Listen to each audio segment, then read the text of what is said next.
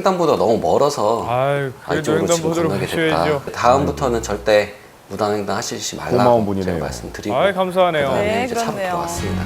네, 우리가 유독 위상을 갖추지 못하는 분야가 바로 교통안전입니다. 이제는 달라져야 하지 않을까요? 여러분, 오늘도 안전운전 부탁드립니다.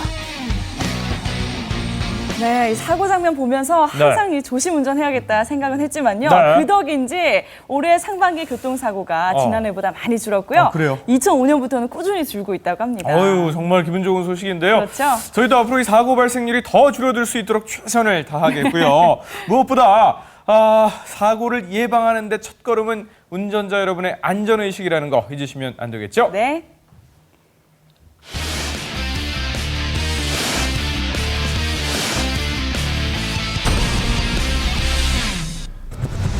목숨을 걸고 진료를 해야 한다는 의사들이 늘어나고 있습니다. 과연 병원에선 무슨 일이 있는 것일까요?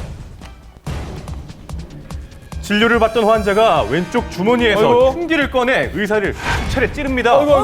갑작스러운 공격에 진료실은 순식간에 아수라장이 됐는데요. 무슨 일이에요? 한 성형외과 의원에서 발생한 사건, 여전히 그 충격은 생생했습니다. 그래요. 저는 이렇게 뒤로 앉아 있다가 여기 막 뭔가 따끔따끔 하는 거예요. 깜짝 놀라요. 이렇게 돌아보니까 여기서 바로 칼을 들고 이렇게 하고 있어요. 막았나 봐요. 배는 또 찔렸어요. 병원 근처 편의점에서 흉기를 사온 환자는 의사를 8차례나 공격했는데요. 몸 이곳저곳에 아직 당시의 상처가 고스란히 남아 있었습니다. 많이 다치셨네요. 진료실 안에서 의사를 공격한 피의자는 황급히 도주를 했는데요. 칼을 들고 여기 다시 와. 여기서 마주쳤어요. 다시 찌르려고 그래서 내가 이걸 들었어요. 이놈이래요. 딱. 그런데 어디선가 다시 돌아온 피해자, 의사에게 2차 공격을 시도했습니다. 하지만 다행히 주변에 있는 의자로 필사적으로 저항을 하자 다시 도주를 했는데요. 피부 시술이 효과가 없자 환부를 요구했지만 의사가 이를 들어주지 않자 범행을 저질렀다는 피해자. 전혀 잘못한 게 없으니까 소비자 보호원이나 가서 그 판단을 받아오세요. 그럼 나 해드릴게요. 라고 보통 얘기를 하게 돼요. 또 다른 사건입니다. 지난 금요일 새벽 경찰병원 응급실에 한 남자가 실려오는데요. 그런데 진료를 보던 여의사를 갑자기 발로 차는 환자. 복부를 맞은 그녀는 힘없이 뒤로 넘어지는데요.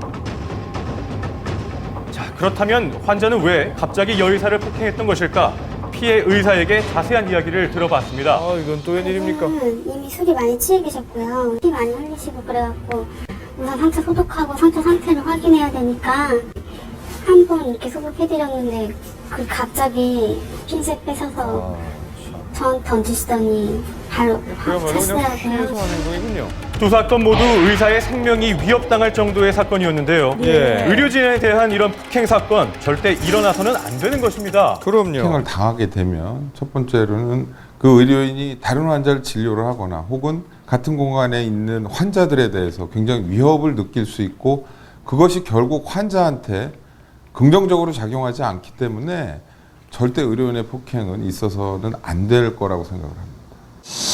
병원 내에서 의료진에 대해 벌어지고 있는 폭행 사건들, 의료계는 처벌 강화 등을 주장하고 있지만 반면 환자를 대하는 의사의 태도에도 문제가 있다는 주장이 있습니다. 그냥 거의 업무적인 태도도 애기가 울어도 의사도 마주가 좋잖아요. 여기 존댓말 안 쓰고 헬스장 와서도 괜찮아? 이런 식으로 응급생들은 제일 심해.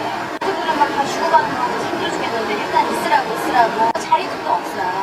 침대도 없이 그냥 간이 의자에서 얘기하고 있는데 또 의사하고 아시는 친분 있는 사람들이 있으면 그분들 먼저 들어가더라고요. 환자들은 주로 진료 중 권위적인 의료진에게 불만을 느끼게 되는데요.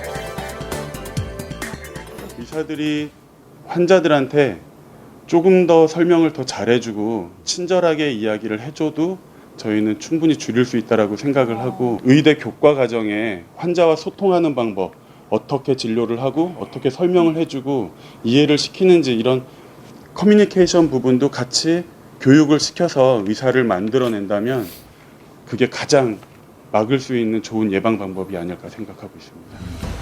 법으로 의료인에 대한 폭행을 막는 것도 중요합니다. 하지만 환자와 의사 간의 신뢰관계가 먼저 회복돼야 할 것 같습니다.